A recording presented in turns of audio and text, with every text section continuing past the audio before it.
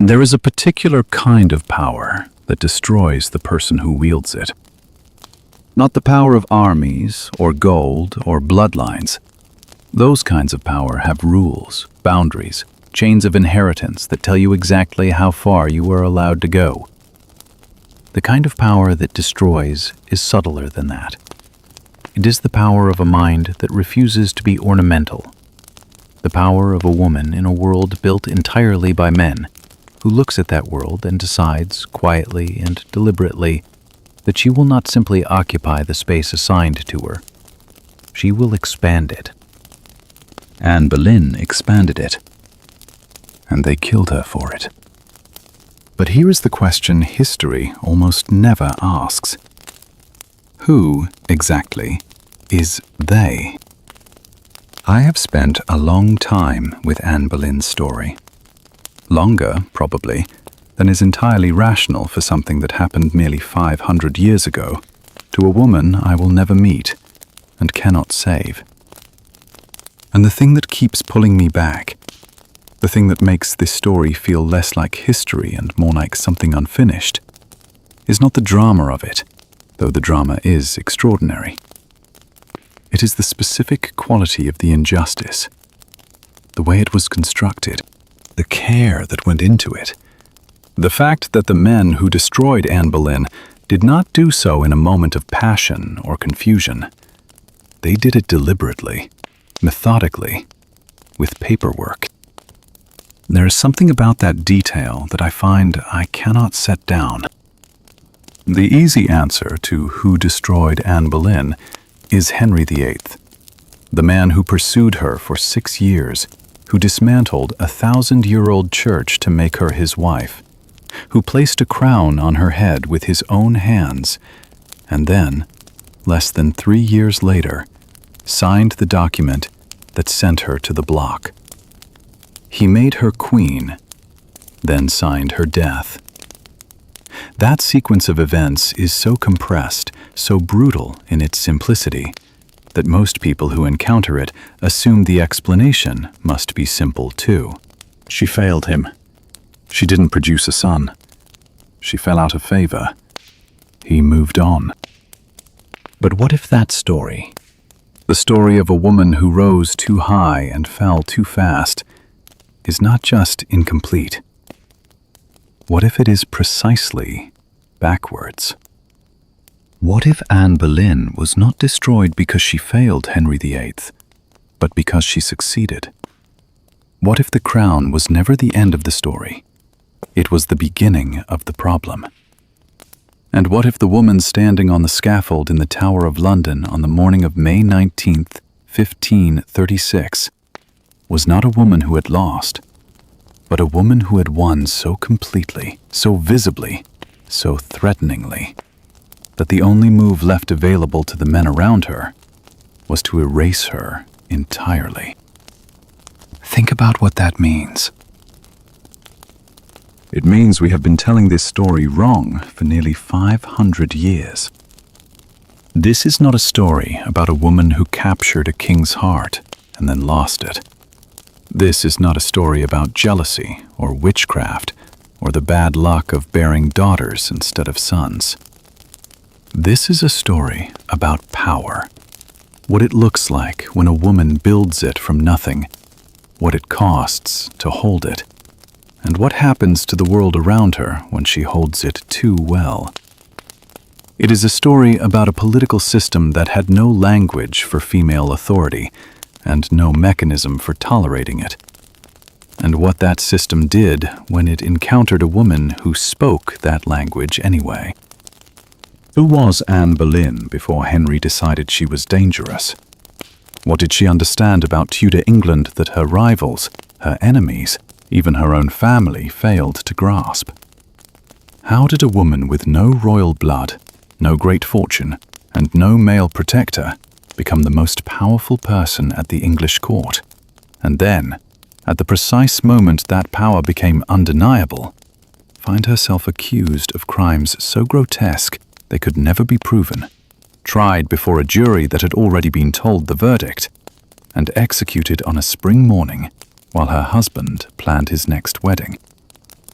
And perhaps most important of all, what does it tell us about power itself?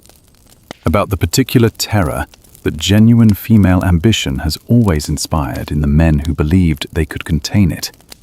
That the most effective way to destroy Anne Boleyn was not to prove she was weak, but to make everyone believe she was monstrous. She was not monstrous. She was extraordinary.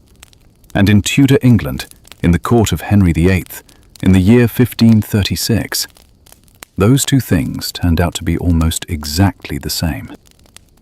To understand what Anne Boleyn walked into, you have to understand the world she was walking into. Tudor England in the early 16th century was not simply a monarchy, it was a theology, a cosmology, a complete and total explanation of why everything was the way it was, who deserved to be on top, and what God Himself had ordained for the people at the bottom. And at the very bottom of that divine order, beneath kings, beneath nobles, beneath merchants and clergymen, and even the lowliest male tenant farmer, sat women. Not because anyone had decided this recently, not because it was a policy that could be debated or reformed, but because it was written into the fabric of creation itself. Also, every priest, every jurist, every philosopher in Christendom had agreed for the past 1,000 years. A woman's body was a political object. Her marriage was a diplomatic instrument. Her womb was, in the most literal possible sense, an instrument of statecraft. Picture that for a moment. Not as a metaphor, as a lived reality. The daughters of noble families across Europe were moved across borders like chess pieces, promised to foreign princes at ages when they could barely understand what a promise meant. Their entire value to their families and to their nations contained in two things: their virginity before marriage and their fertility after it. They were not expected to have opinions about theology. They were not expected to advise their husbands on matters of governance. They were not expected to read. Not seriously. Not the kinds of books that might give them ideas. They were expected to be beautiful, obedient, fertile, and silent. And if they managed all four, they were considered a success. I want to pause here, because I think we move past this reality too quickly when we tell historical stories. We acknowledge it as context. We say, yes, it was a different time, women had fewer rights, the patriarchy, etc. And then we move on to the drama, as though the context were a disclaimer rather than the entire point. But the context is the entire point. The world Anne Boleyn was born into was not merely unfair to women in the way that most worlds have been unfair to women throughout history. It was a world that had constructed an elaborate theological and philosophical architecture specifically designed to make female ambition not just impractical, but cosmically illegitimate. To want more than you had been assigned, if you were a woman, was not merely ambitious, it was disordered. It was a failure of your nature. It was, in the most literal sense available to the 16th century, sinful. Anne wanted more. Knowing all of this, she wanted more anyway. This was not the world that was cruel in the way that implies someone designed it to be cruel. It was simply a machine, and the machine ran on female compliance the way a mill runs on water.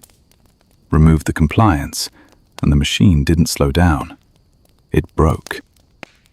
The English court in the 1510s and 1520s was this machine operating at its most elaborate and refined. Henry VIII sat at its center, young, brilliant, terrifyingly physical, a man who had been raised to believe that his will and God's will were, in all matters of consequence, the same thing. He was not entirely wrong that this belief was dangerous. He simply never applied that observation to himself.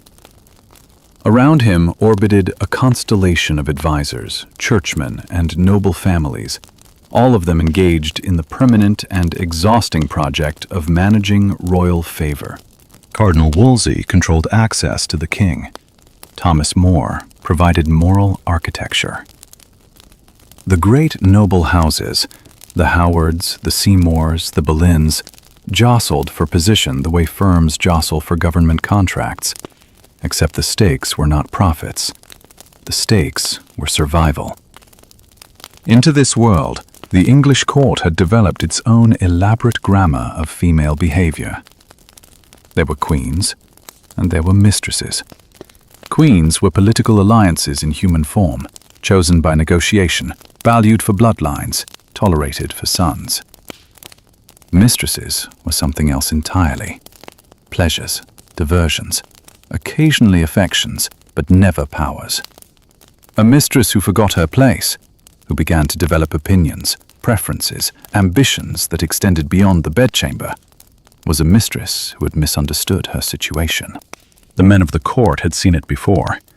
They knew how to handle it. What they had never seen, what the grammar of the English court had no words for, was a woman who refused to be either. Not a queen yet, not a mistress ever. Something the system had not been built to process. The church sat above all of it, and the church's position on women was as settled as its position on Scripture. Eve had fallen first. Eve had tempted.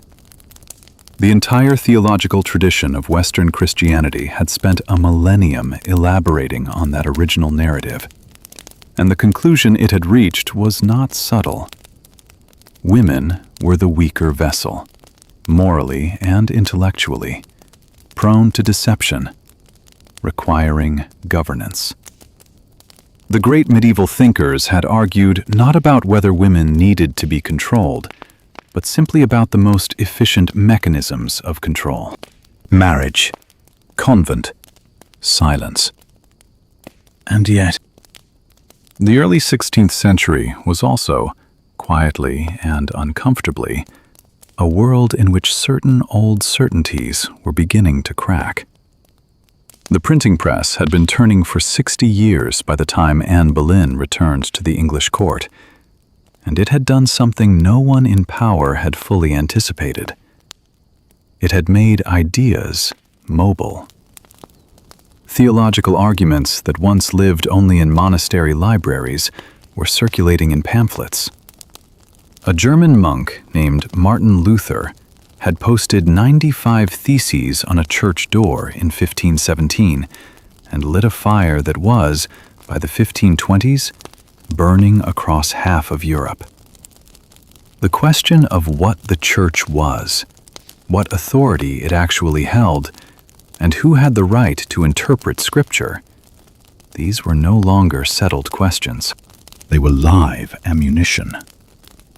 Consider what was at stake. If the church's authority could be questioned in matters of doctrine, what else could be questioned? If a man could stand before Rome and say, as Luther had said, "Here I stand, I can do no other," what did that mean for every other hierarchy that claimed divine sanction? For the authority of kings, for the authority of husbands. Most people at the English court in 1525 were not thinking about these questions directly. They were thinking about pensions and appointments and whose patron was currently in favor with Wolsey. But the questions were in the air. They were in the books coming off the printing presses in Antwerp and Basel and Strasbourg.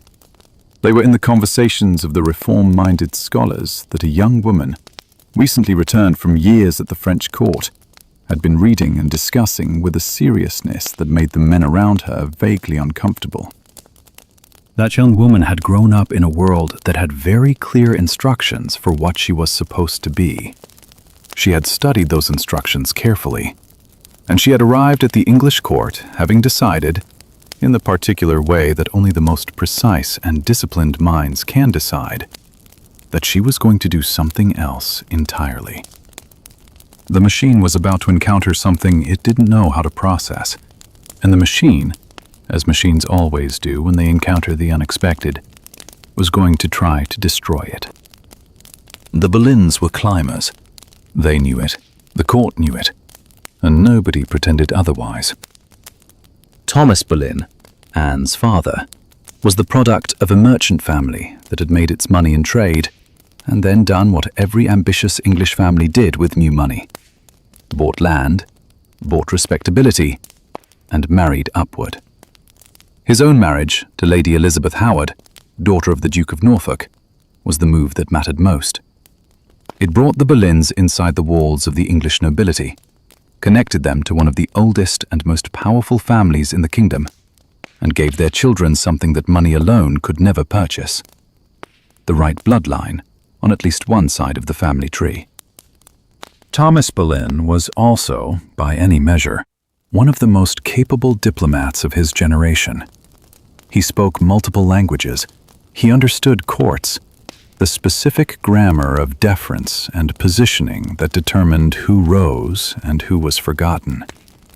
He had spent years abroad in royal service, and he had returned each time with sharper instincts and better contacts. He was not a warm man. The historical record offers almost no evidence that he was a loving father in any conventional sense. What he was, with absolute consistency, was a man who understood that his children were assets, and that assets, properly deployed, could change a family's position permanently. He deployed Anne first. She was sent abroad young, to the Netherlands initially, then to France, where she would spend the better part of 7 years at one of the most sophisticated courts in Europe. The French court under Francis I was not simply elegant, it was intellectually serious in a way that the English court, for all its wealth and ceremony, had not yet become. Francis collected artists and scholars the way other monarchs collected territory. Leonardo da Vinci had lived out his final years there.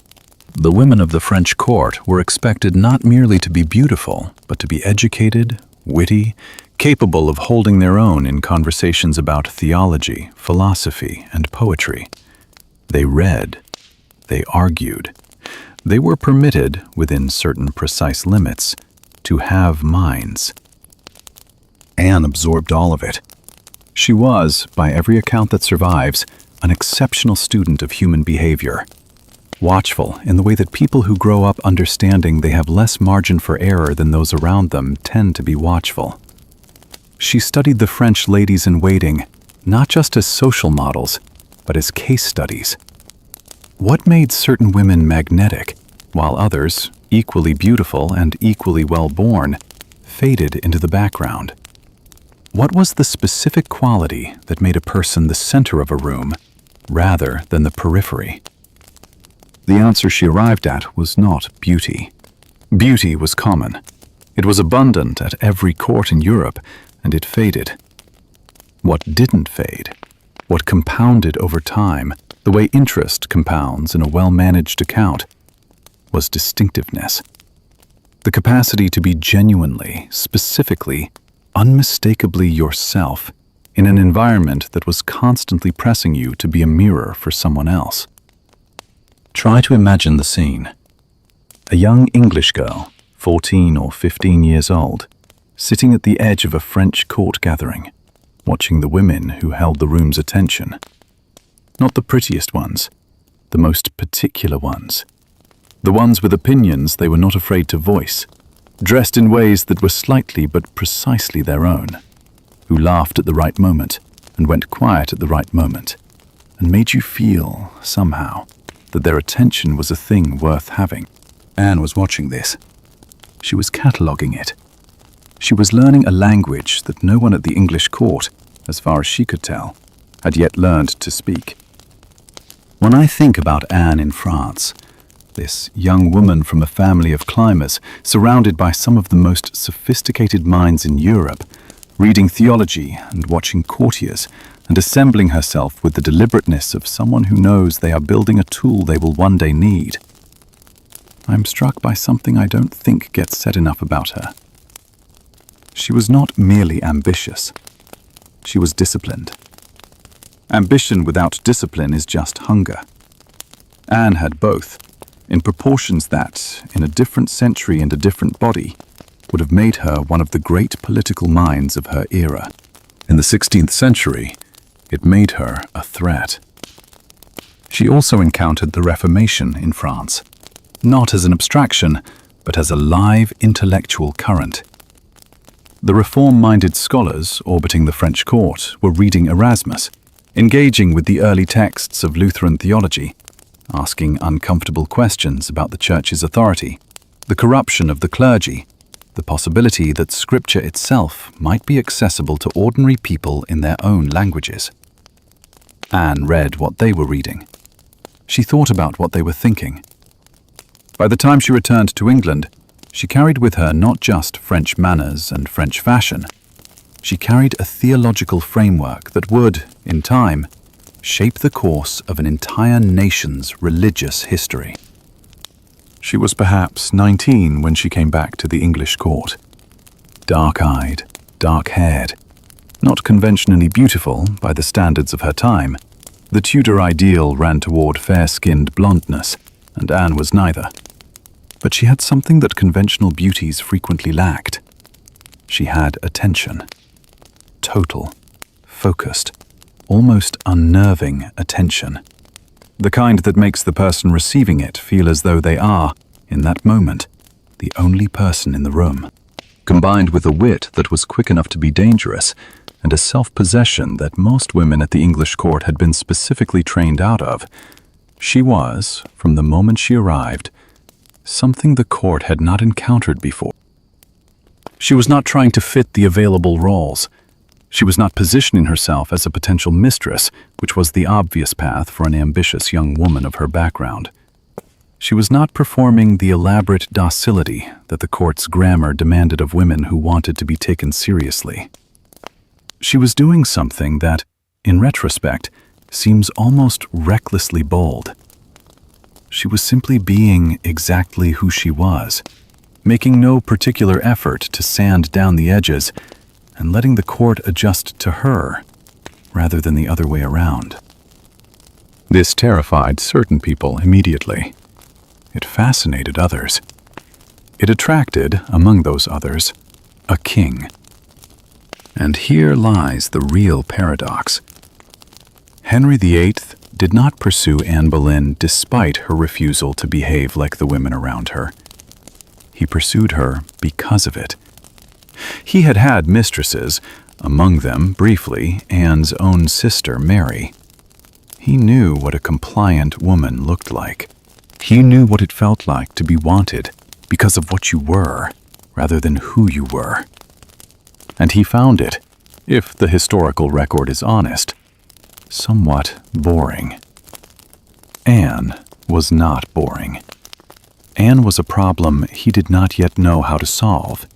And Henry VIII, for all his absolute power and divine conviction, had always been most alive when confronted with a problem worth solving.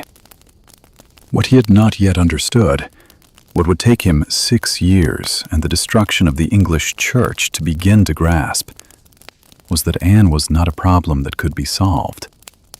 She was a person, a complete, specific, fully formed person with her own ambitions, her own theological convictions, her own understanding of what she wanted from the world, and what she was willing to sacrifice to get it.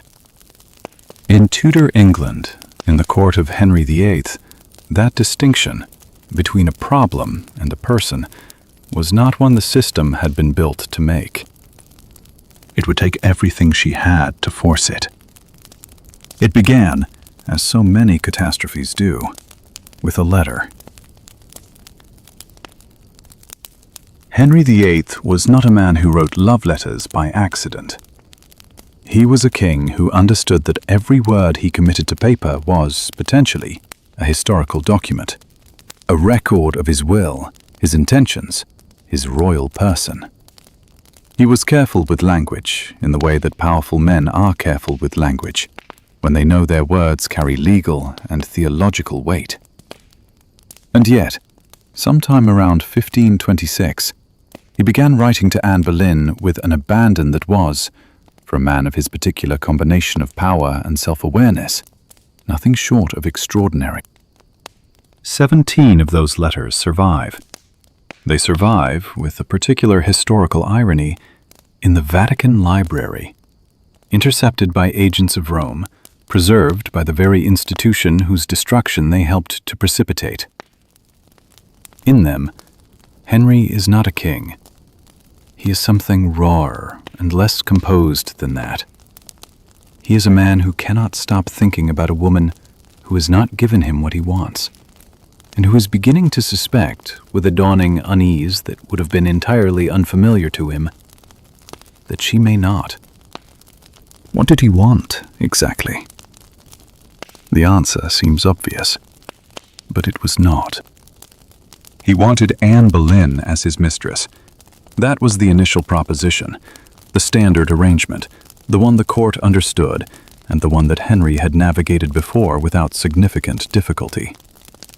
A nobleman's daughter, elevated by royal attention, given gifts and position and the reflected glory of the king's favor, in exchange for access that was understood by everyone involved to be temporary, discreet, and entirely on the king's terms.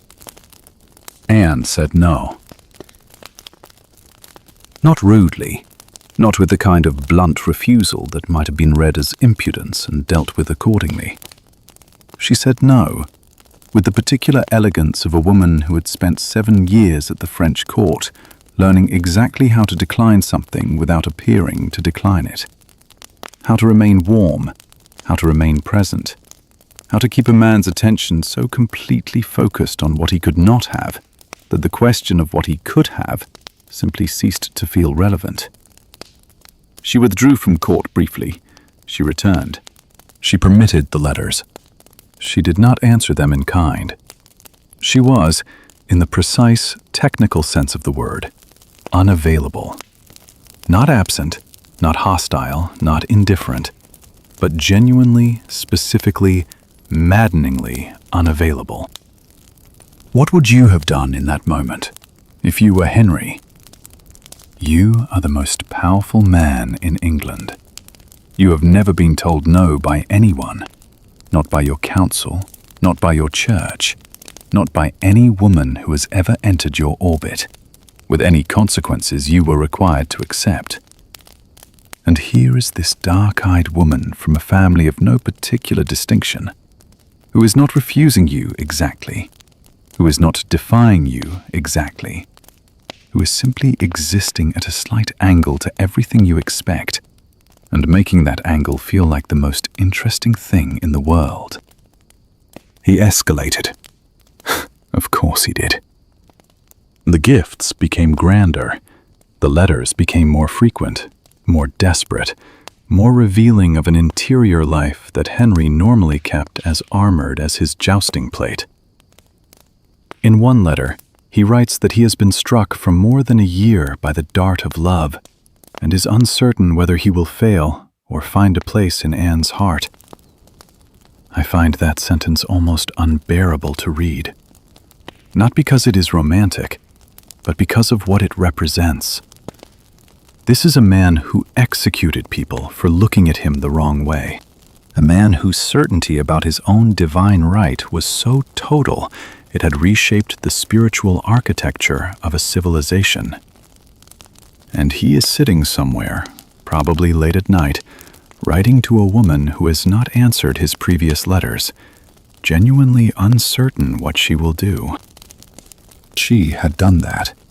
She had made him uncertain. In Tudor England, making a king uncertain was either the most powerful thing you could do or the most dangerous. Usually both. Anne watched all of this with the same focused attention she had brought to the French court. She understood what was happening. She was too intelligent not to. The question she was asking herself, and here the historical record goes quiet in the way it always goes quiet around women's inner lives, forcing us to reconstruct from actions what we cannot read in words, was not whether Henry's interest was real, It was what that interest was actually worth. What was the exchange rate between a king's obsession and a woman's genuine security? What would it take to convert one into the other, permanently? A mistress could be discarded. Anne had watched what happened to discarded mistresses, her own sister among them. Mary Boleyn had been the king's lover, had given him what he asked for, and had been returned to the shelf with the particular quiet efficiency of a man dealing with something that had served its purpose. Anne had no intention of being returned to the shelf. What she wanted, what she appears, from the careful reconstruction of her actions over the next several years, to have decided she would accept nothing less than, was the crown. Not as an ambition she announced, not as a demand she made, but as the only possible resolution to a negotiation she had been conducting with extraordinary patience and extraordinary nerve since the moment Henry's attention first fixed itself on her. She would not be his mistress. She would be his wife, his queen. And to become his queen, she understood with cold clarity, Henry would have to do something no English king had done in living memory. He would have to end his marriage. Catherine of Aragon had been Henry's queen for 17 years. She was the daughter of Ferdinand and Isabella of Spain, which meant she was the niece of the Holy Roman Emperor, which meant that any attempt to set her aside was not merely a domestic English matter, but an international diplomatic crisis of the first order. She'd given Henry a daughter, the Princess Mary, and a succession of children who had not survived infancy. She was devout, dignified, and enormously popular with the English people, who regarded her with the kind of quiet affection that accrues to a queen who has spent nearly 2 decades being visibly, consistently, decent. And she had the Pope, which was, as everyone at court understood, not a small thing. Henry had begun, before Anne's refusal hardened into a negotiating position, to develop theological doubts about his marriage. The doubts were convenient. Doubts in the service of desire frequently are, but they were not entirely without foundation. Catherine had originally been married to Henry's older brother, Arthur, who had died after only a few months of marriage. Henry's union with his brother's widow had required a papal dispensation, and Henry now wished to argue that the dispensation had been improperly granted, that his marriage to Catherine was, in the eyes of God, no marriage at all. He wanted an annulment. Rome, under intense pressure from Catherine's nephew, the Emperor, refused to grant one. The refusal changed everything. Because what happened next was not simply a marital dispute that escalated. It was a structural transformation of the English state, driven by the collision of a king's desire and a woman's refusal to accept a lesser position than the one she had decided she deserved. Henry could not get what he wanted through Rome, so he dismantled Rome's authority in England entirely. He appointed a new Archbishop of Canterbury, Thomas Cranmer, a reformist with sympathies aligned to the new theological currents Anne herself had been following for years. He passed the Act of Supremacy, making himself the head of the Church of England. He broke, permanently and catastrophically, with an institution that had governed English spiritual life for 1,000 years. All of this, every piece of it, happened because Anne Boleyn said no to being a mistress. Think about what that means. The English Reformation, one of the defining events of Western history, the rupture that reshaped the religious and political landscape of an entire civilization, was not, at its origin, a theological revolution. It was a negotiation between a king who could not tolerate limits on his desire and a woman who understood that her only protection was to make her capitulation as expensive as possible. She was not wrong.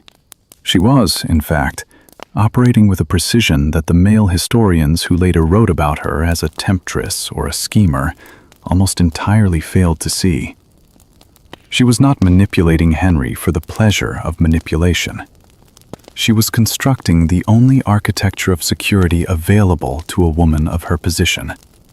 And she was constructing it with the materials available to her, which were, in the final analysis, his obsession and her refusal.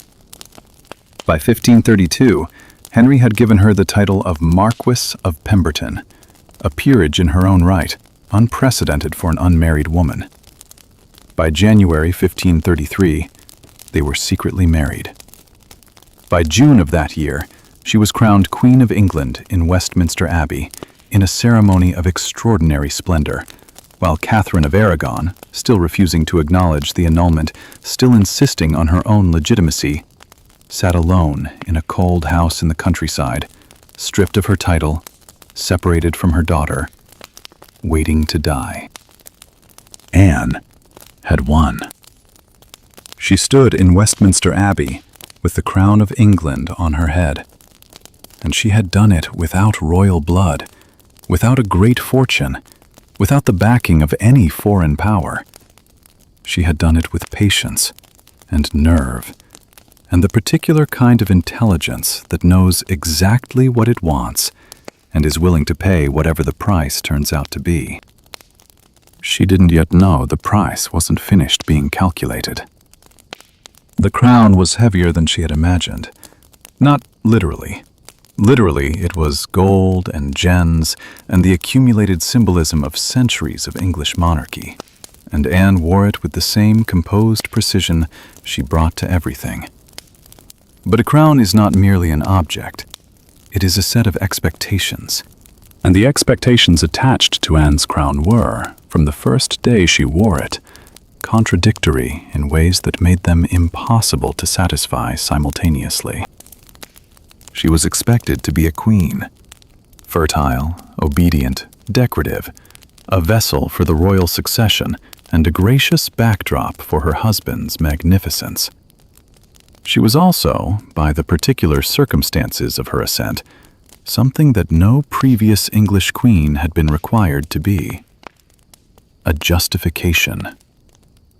Every day she sat on the throne of England was a day that throne's legitimacy had to be defended against Rome, against Catherine's supporters, against the significant portion of the English population that considered her a usurper and Henry a bigamist. She had not merely replaced a queen. She had replaced a theological order, and the theological order was not going quietly.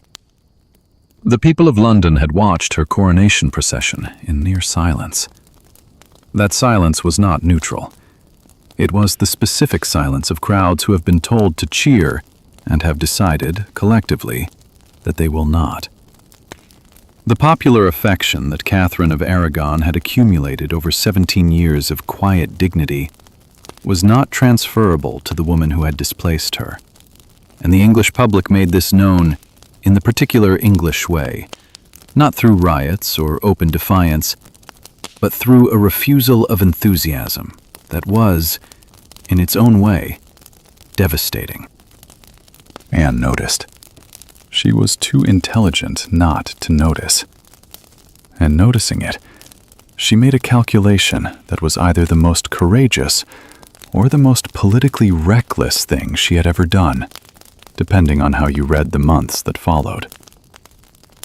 She decided that if the people would not love her as a conventional queen, she would give them something more substantial than love. She would give them reform. The theological currents she had absorbed in France, the reformist ideas about church corruption, about scripture in the vernacular, about the accessibility of religious truth to ordinary people, these were not merely intellectual enthusiasms for Anne. They were convictions. She had been carrying them for years, quietly, in the way that people carry ideas that are too dangerous to voice in the wrong company. Now she was queen. She had access to the king's ear in a way that no advisor, no cardinal, no minister could match. And she began to use that access with a purposefulness that alarmed the men around her. She pushed for the English Bible, the translation of Scripture into language ordinary people could read, which the Church had resisted for generations on the grounds that direct access to sacred text was dangerous for minds not trained to interpret it correctly. Anne not only supported the project, but actively promoted it, placing a copy of Tyndale's English New Testament in her chambers, where Henry would see it, discussing its contents with the reformist scholars she invited to court. She used her influence to advance the careers of reformist clergymen. She pushed back against the conservative faction of the court, the Howards, the traditionalists, the men who had tolerated her rise as a means of displacing Wolsey, and who now found, with growing unease, that the instrument they had used had developed its own agenda. And she interfered. Directly, visibly, unapologetically. She intervened in matters of foreign policy. She expressed opinions about diplomatic appointments. She argued with Henry, not in private, not with the tactful indirection that the court's grammar of female behavior demanded, but openly, in front of witnesses, with the full force of a mind that had never learned to pretend it was less capable than it was. The imperial ambassador Eustace Chapuis, who loathed Anne with a consistency that makes his dispatches some of the most reliable records of her behavior, reported with barely concealed horror that she contradicted the king in council, that she spoke of matters of state as though her opinion on them were relevant, that she conducted herself less like a consort and more like a co-ruler. He meant this as a condemnation. He did not understand that he was writing a description of precisely what Anne had always intended to be. I want to say something about Chapuis, because I think he is one of the most unintentionally honest witnesses in this entire story. He hated Anne. He makes no effort to conceal this. He called her the concubine, the putain, the whore, in his official diplomatic dispatches to the emperor, which tells you something about the level of objectivity he was bringing to his observations.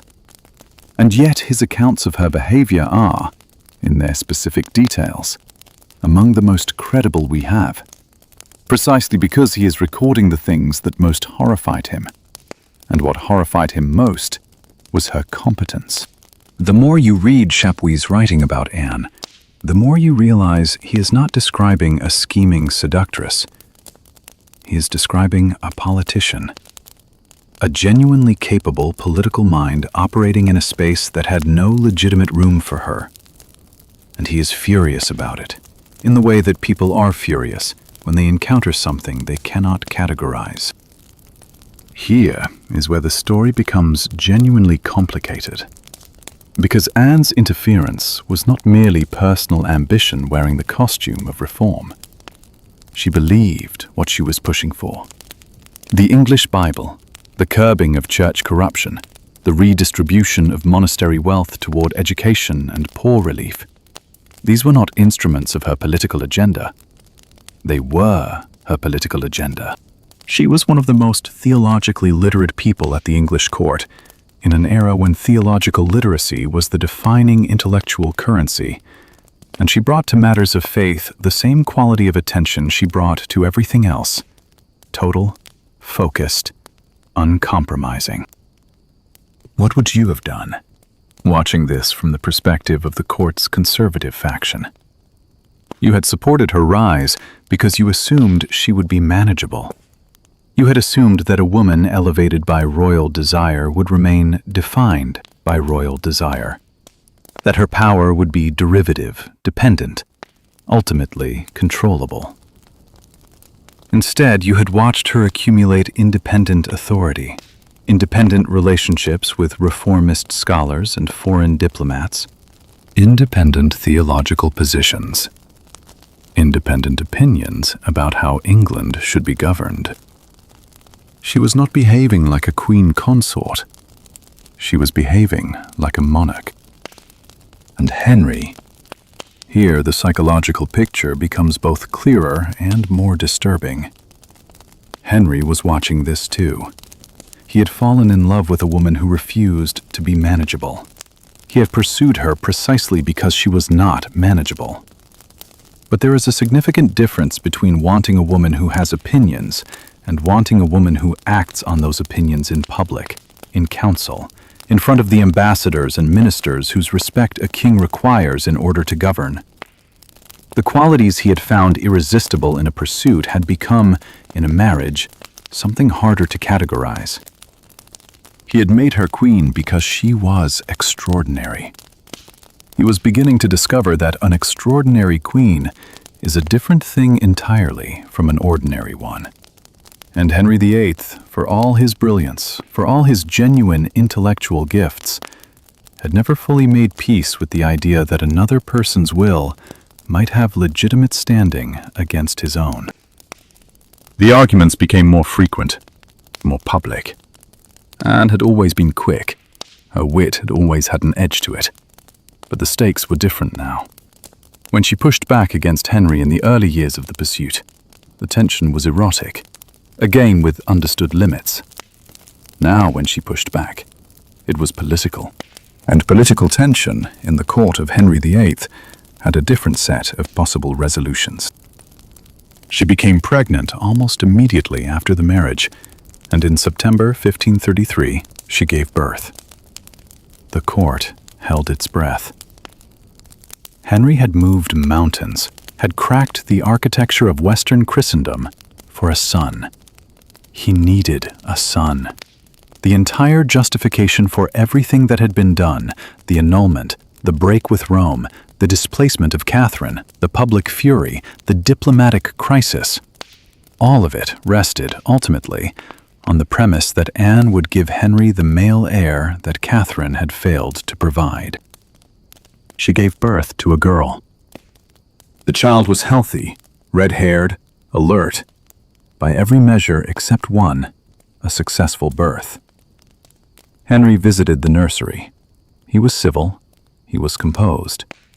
But the dispatches from the ambassadors who were watching him closely note a quality in his response that was not quite what anyone had expected. He was not celebrating. He was calculating. The girl was named Elizabeth.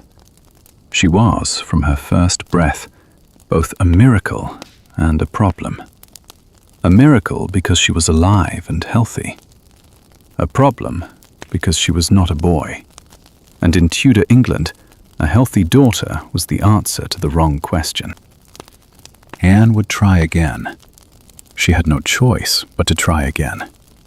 Everything, the crown, the reforms, the theological revolution she had helped to engineer, the lives of the scholars and clergymen whose advancement she had championed, everything rested on the same thing it had always rested on.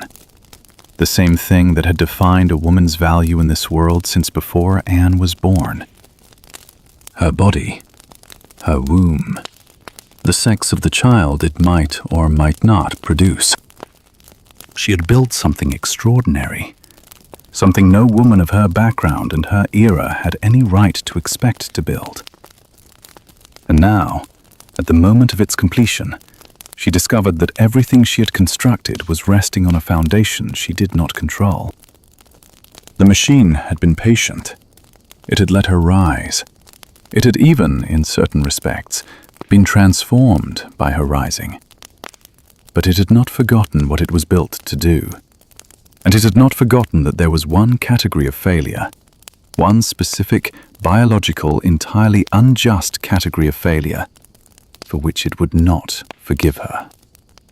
The unraveling had not yet begun, but the conditions for it were already in place. The first miscarriage came in 1534. The court absorbed it with the practiced efficiency of an institution that had learned, across decades of Tudor reproductive anxiety, how to process bad news without appearing to process it. There were no public announcements. There was no official mourning. There was simply a silence where celebration should have been, and then the court moved on, the way courts always move on, because the alternative, acknowledging what the silence meant, was too dangerous for anyone in the vicinity of power to risk. Anne moved on too. She had no choice. A queen who dwelt publicly on her failures was a queen who was inviting her enemies to dwell on them as well. And Anne had enough enemies by 1534 that she could not afford to give them additional material. She returned to her duties, to her theological projects, to the reformist causes she had been championing. She returned to Henry's bed. She tried again. But something had shifted. Not catastrophically, not yet, but perceptibly, in the way that a foundation shifts before anyone notices the cracks in the walls above it. Henry was still attentive. He was still, by the external measures available to historians, a husband behaving more or less as expected. But the obsessive quality of his earlier attention, that quality of a man who cannot think about anything else, who writes letters in the middle of the night, who dismantles churches for the right to a particular woman, that quality had begun to recede, and in its place was something cooler, more evaluative, more like the attention of a king assessing an investment than the attention of a man in love. He had begun, quietly and deniably, to notice other women. Anne noticed him noticing. Of course she noticed. She had spent years studying the specific grammar of Henry's attention. She knew its rhythms, its tells, its gradations. And what she did with that knowledge was, depending on your perspective, either entirely understandable or politically catastrophic. She confronted him, directly, emotionally, without the careful management of tone that the court's grammar demanded. She argued. She wept, on at least one recorded occasion, in a way that Henry found not moving, but exhausting. She demanded reassurances that a king was not, by the architecture of his self-conception, required to provide. This was not stupidity on Anne's part. It is important to say that clearly, because the historical tendency has been to read her emotional responses in this period as evidence of instability, of the fatal flaw that brought her down. It was not stupidity, and it was not instability. It was the behavior of a woman who understood, with complete clarity, that the only thing standing between her and destruction was the continuation of Henry's particular feeling for her, and who had no mechanism, no institutional protection, no legal recourse, nothing except that feeling to keep her safe. Her confrontations were not failures of emotional regulation. They were the entirely rational responses of a person watching the single support bearing the entire weight of their existence begin to crack. I think about this more than I probably should. I think about what it means to build something extraordinary and then discover that the foundation was never yours to control. Anne had done everything right, everything that was within her power to do. She had been patient when patience was required. She had been bold when boldness was required. She had read the room, read the king, read the court, with a precision that very few people in Tudor England, male or female, could have matched. And none of it was enough, because the one thing she needed, a son, a living son, the biological accident that would have secured everything, was not something that intelligence or nerve or theological conviction could produce. It was luck, and luck had run out. The support was cracking. In 1535, Thomas More was executed. Cromwell's influence was ascending. The conservative faction that had never forgiven Anne for being unmanageable was regrouping, quietly, around the figure of Jane Seymour. Fair, soft-spoken, strategically demure in all the ways that Anne was strategically not. Jane was everything the court's grammar said a woman should be. She lowered her eyes. She deferred. She performed the elaborate theater of female compliance with a skill that, in its own way, was as calculated as anything Anne had ever done. But that calculation was invisible, because it was the calculation the system had been designed to reward.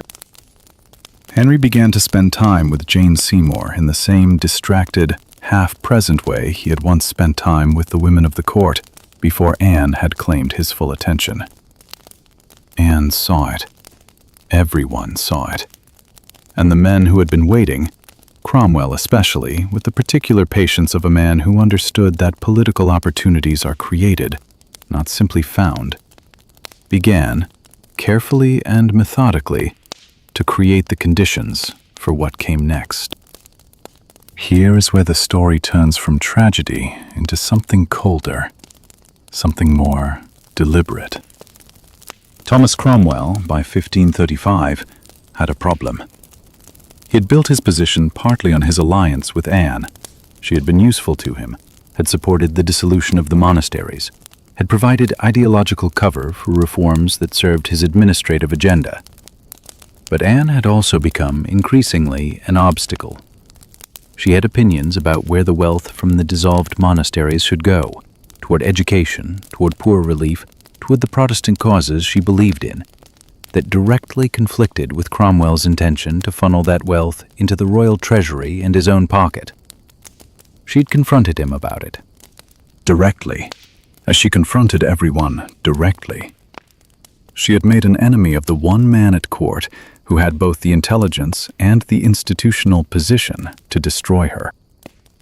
Cromwell began to construct a case. The case he constructed was not based on evidence. This is not a retrospective judgment. It was understood at the time by everyone involved that the evidence did not exist because the crimes had not occurred. Anne was accused of adultery with 5 men, including her own brother George Boleyn. She was accused of conspiracy to murder the king. The accusations were so extreme, so deliberately grotesque, that they served a specific psychological function. They made rational evaluation impossible. You cannot calmly assess evidence for adultery with a sibling. The accusation itself is the weapon. It contaminates everything it touches, and it was designed to contaminate everything it touched. And this is the part of the story I find most difficult to sit with. Not the execution. As terrible as that is, it has a kind of historical clarity to it, a moment you can point to and name. What I find harder is the construction, the deliberate, careful, administratively precise construction of a lie, designed not to be believed, but to be useful.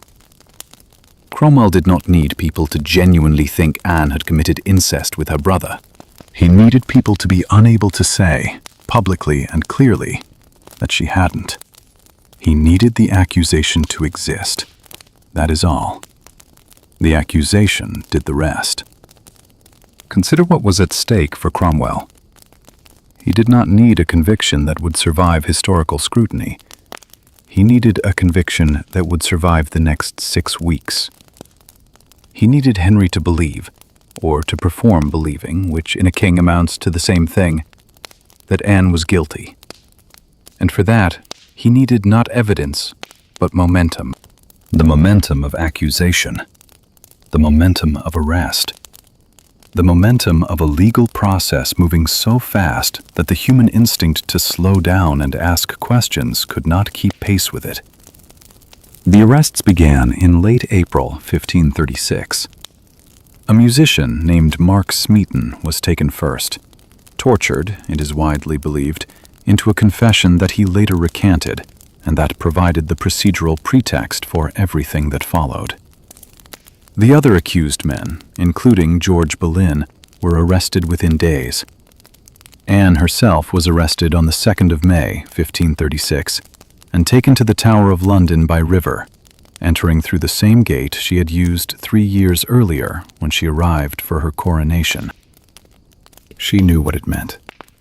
She said, on entering the tower, that she had been treated cruelly. Then she laughed. The laugh is one of the most documented and most debated details of Anne Boleyn's arrest. Witnesses recorded it with a specificity that suggests it was not ordinary, not the nervous laughter of shock, but something more controlled and more terrible than that. It was the laugh of a woman who had always known, at some level, that this was one of the possible endings, who had calculated the odds years ago and decided the gamble was worth it, and who was not, even now, going to give the men watching her the satisfaction of seeing her collapse. She did not collapse. Not in the Tower, not during the weeks of imprisonment that followed, not at the trial. The trial was held on the 15th of May, 1536. 26 peers sat in judgment. The charges were read. Anne entered and conducted her defense with a composure and a legal precision that visibly discomforted the men prosecuting her. She denied everything. She answered every charge specifically, calmly, without the emotional displays that might have been read as evidence of guilt or instability. Observers who were not politically committed to her destruction noted, in their private dispatches, that she appeared more composed than her accusers, that her answers were more coherent than the charges against her. It made no difference. The verdict had been decided before the trial began. The jury of 26 peers took approximately 15 minutes to return a unanimous verdict of guilty. She was not surprised. She said so, with the particular dry clarity that had always been her most distinctive quality. She said she believed there was some other reason for her condemnation than the evidence presented, and that she would not accuse anyone.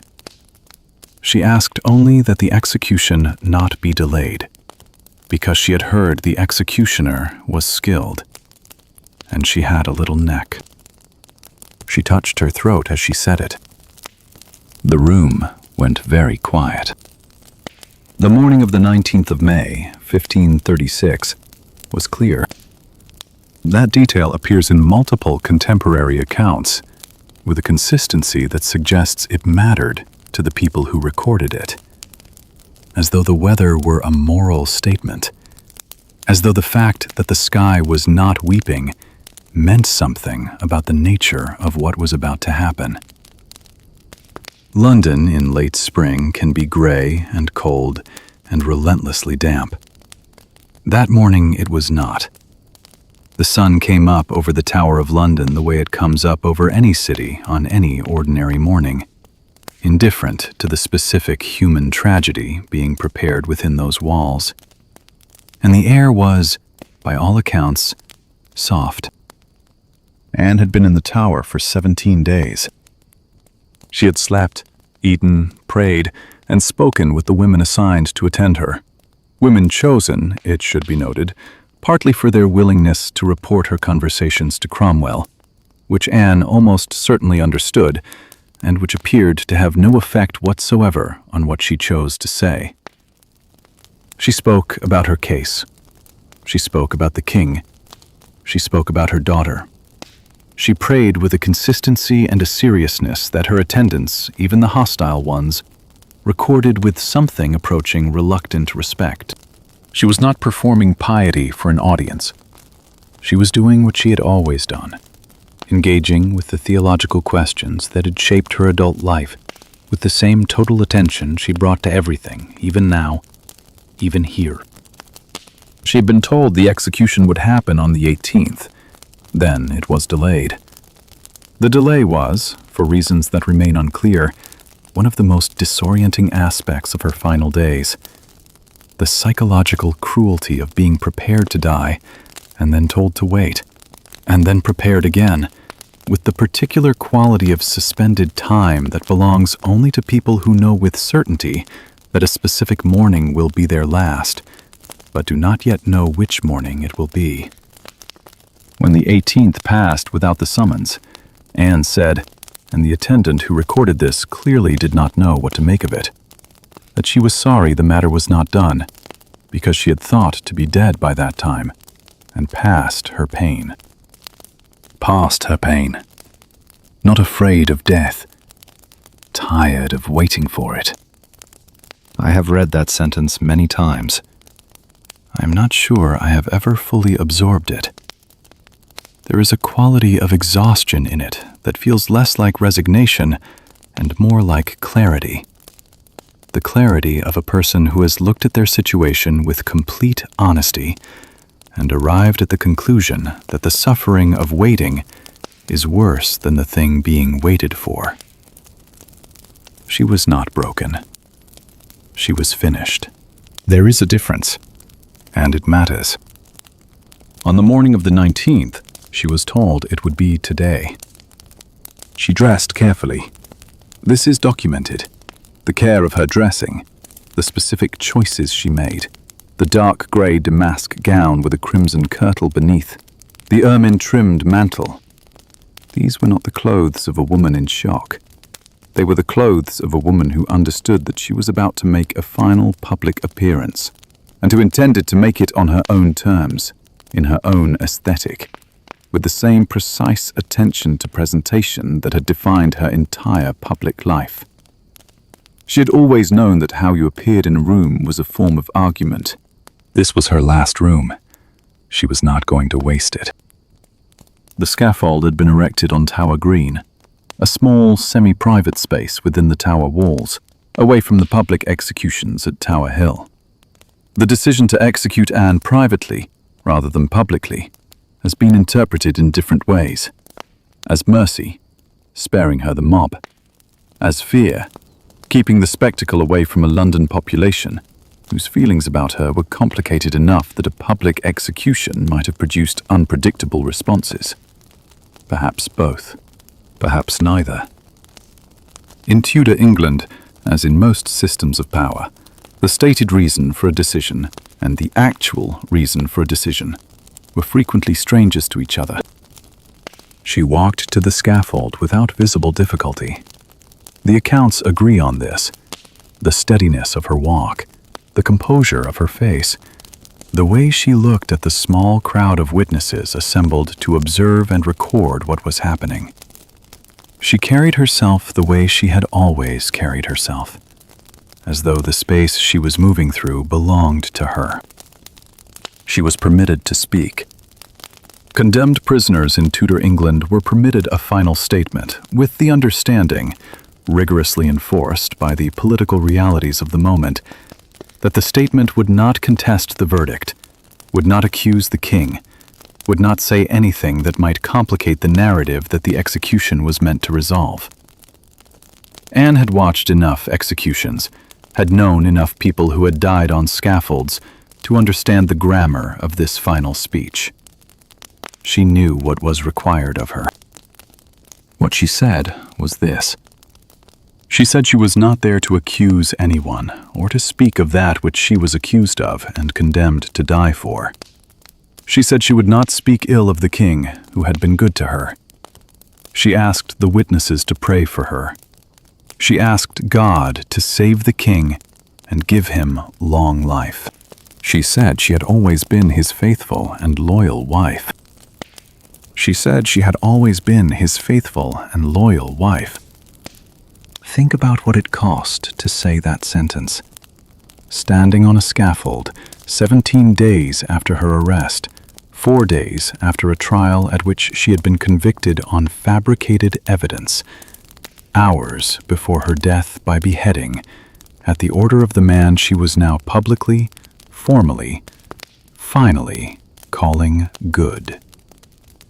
Anne Boleyn said she had always been his faithful and loyal wife. She was not recanting. She was not confessing. She was not, in any reading of the record, expressing genuine gratitude to Henry. She was doing something considerably more complex and considerably more deliberate than any of those things. She was performing the last act of a negotiation that had defined her entire adult life. The negotiation between what she actually was and what the world required her to appear to be. She was giving Henry the public absolution he needed to move on without the stain of judicial murder clinging too visibly to his reign. and she was doing it in the full knowledge that her daughter, the 3-year-old Elizabeth, was now technically illegitimate, stripped of her title, dependent entirely on the goodwill of the man who had just signed her mother's death warrant. She was not speaking to Henry. She was speaking for Elizabeth. It is impossible to know this with certainty. The historical record does not give us Anne's interior in those final minutes with the specificity we would need to be sure.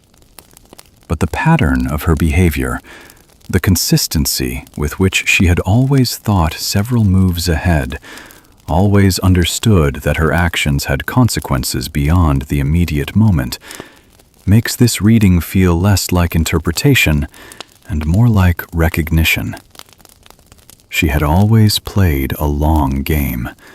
Even here, even now, she was playing a long game. She removed her headdress and tucked her hair beneath a linen cap. She knelt. She asked her ladies to tie a blindfold. She arranged herself at the block with a composure so complete that the swordsman from Calais, brought specially for the occasion because his method was considered more merciful than the axe, later reported that he had never in his career executed someone who died so still. She said, quietly, "O Lord God, have mercy on my soul." Then she was still. The blade fell at approximately 8 o'clock in the morning. It was over in a moment, the particular brutal mercy of a skilled executioner doing his work well. Her body was placed in an old arrow chest, there being no coffin prepared, and buried in the chapel of St. Peter ad Vincula within the tower walls. There was no ceremony. There was no official mourning. Henry VIII spent the day hunting, and 11 days later, he married Jane Seymour. 11 days. That number sits in the historical record like a stone. It is not ambiguous.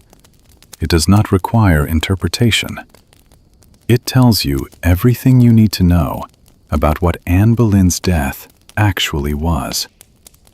Not an act of justice, not the tragic conclusion of a genuine legal process, but an administrative act, a clearance, a making way. Henry did not grieve. Henry moved on. The machinery of the court absorbed the execution with the same practiced efficiency it had brought to absorbing everything else. And by the time the summer was over, Anne Boleyn had been officially erased from the record of the English court. Her portraits taken down, her initials removed from the stonework, her name spoken only in the specific context of her guilt. She had lasted as queen for less than 3 years. She had lasted in Henry's pursuit for 6 years before that, had spent every one of those 9 years operating at the absolute limit of what a woman of her era and her position could survive, had reshaped the religious architecture of a civilization, had championed causes that would outlast her by centuries, had given birth to a daughter who would become the greatest monarch in English history. And she had been erased in a season, as though none of it had happened, as though the machine had simply reset to its default position and the woman who had disturbed it had never existed at all. Except that she had. Except that things had been set in motion that could not be stopped. Except that the 3-year-old girl in her nursery, the girl whose legitimacy had just been stripped away along with her mother's life, was already, in ways that no one in the English court was yet prepared to understand, her mother's most permanent and most devastating argument.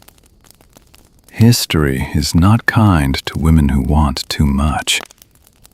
It has a set of available narratives for them, the temptress, the schemer, the cautionary tale, and it applies these narratives with a consistency that says less about the women themselves than about the historians doing the applying. Anne Boleyn has been all three across 5 centuries of retelling. She has been the witch who ensnared a good king, She has been the Protestant martyr who died for her faith. She has been the ambitious climber who overreached and paid the price. Each of these versions contains a fragment of something true and buries the rest under the weight of what the teller needed her to be. What she actually was is both simpler and more difficult than any of those versions. She was a woman of extraordinary intelligence who understood, with a precision unusual for any person of her era and position, that the world she inhabited was a machine, and that the machine had been built specifically to prevent people like her from accumulating the kind of power she intended to accumulate. She understood this not as an abstraction, but as a lived, daily reality, and she spent the better part of 2 decades navigating it with a combination of patience, nerve, and intellectual rigor that very few people in Tudor England, male or female, could have matched. She was also a woman of genuine conviction. This matters, and it has been underplayed. The theological positions she held, the reformist causes she championed, the English Bible she fought to put into the hands of ordinary people. These were not costumes she wore to make herself appear more substantial. They were the architecture of a mind that had engaged seriously with the most consequential intellectual questions of her age, and arrived at conclusions she was willing to act on, publicly, at real personal and political cost. She did not simply benefit from the English Reformation. She helped to shape it in ways that her erasure from the official record has made it easy to overlook and impossible to deny entirely. And she was, in the end, a mother. A mother who stood on a scaffold and used her final public words not to defend herself, not to condemn the man who was killing her, but to construct, as carefully as she had constructed everything else in her life, the best possible conditions for the survival and eventual flourishing of a 3-year-old girl who had just lost everything. That girl grew up to be Elizabeth I. Picture that for a moment. Not as a historical fact you already know, but as a human reality. Elizabeth Tudor, who would reign for 45 years, who would preside over one of the most extraordinary periods in English cultural and political history, who would become the defining image of English monarchy for centuries to come, was the daughter of a woman executed for treason before Elizabeth was 3 years old, was raised in the shadow of her mother's disgrace, her own legitimacy a matter of political convenience, her mother's name erased from the court that was supposed to honor her memory. And yet, Elizabeth I never entirely erased Anne Boleyn from her own self-understanding. She wore a locket containing miniature portraits of herself and her mother. She promoted the men and causes her mother had championed. She ruled with a particular combination of intellectual authority and political cunning that contemporaries who had known Anne found, sometimes uncomfortably, familiar. She was her mother's argument, made in the only medium the world had been willing to accept. Not a queen in her own right, which Anne had been and which the world had destroyed, but a queen by inheritance, which the same world found legible. The machine had killed Anne Boleyn. The machine had not killed what Anne Boleyn had set in motion. The reformist cause she had championed became the Church of England, the institution that still defines the religious architecture of the country she helped to reshape. The English Bible she had pushed for became the foundation of a literary and spiritual tradition that would eventually produce the King James Version, one of the most influential texts in the history of the English language. The daughter she had protected with her last breath became the monarch under whom Shakespeare wrote, Drake sailed, and England began its long and complicated journey toward the empire it would eventually become. None of this erases what was done to her. None of it resolves the fundamental injustice of a woman being fabricated into a monster and killed for the crime of being genuinely powerful. Legacy is not compensation. The fact that good things grew in the soil of Anne Boleyn's destruction does not make the destruction just or comprehensible or anything other than what it was: a judicial murder committed by a system that had reached the limit of what it could tolerate, against a woman who had pushed that limit further than anyone before her had managed to push it. And I have to be honest about this. I think that if Anne Boleyn could see the way her story has been told across these 5 centuries, the versions she has been reduced to, the ways her intelligence has been recast as manipulation, and her conviction as arrogance, and her refusal to be diminished as the cause of her own destruction, I think she would recognize it immediately. She had spent her entire life watching the world reframe women's competence as threat, women's ambition as transgression, women's survival strategies as evidence of their fundamental untrustworthiness. She had navigated that reframing with more skill than almost anyone who had ever lived. She would not be surprised to find it outlasting her. She might, with the particular dark wit that surfaces occasionally in the historical record, even find it grimly funny. But legacy is meaning, and Anne Boleyn's legacy is, in its own way, one of the most precise and devastating responses to the question her life posed. The question was this: can a system built to contain female power actually destroy it? Can you kill the idea by killing the person? The answer the history returned was no. Not if the person has done their work carefully enough. Not if the person has understood, as Anne understood with such unflinching clarity, that the only power that truly survives you is the power you have transferred to causes, to institutions, to children, to the slow accumulation of a world that is, in small and irrefutable ways, different because you existed. They took her crown. They took her head. They took her portraits off the walls and her initials out of the stonework and her name out of the official record. They gave Henry his compliant wife, his male heir, his cleared conscience, and his clean narrative. They did everything a system does when it decides that a particular person has become intolerable.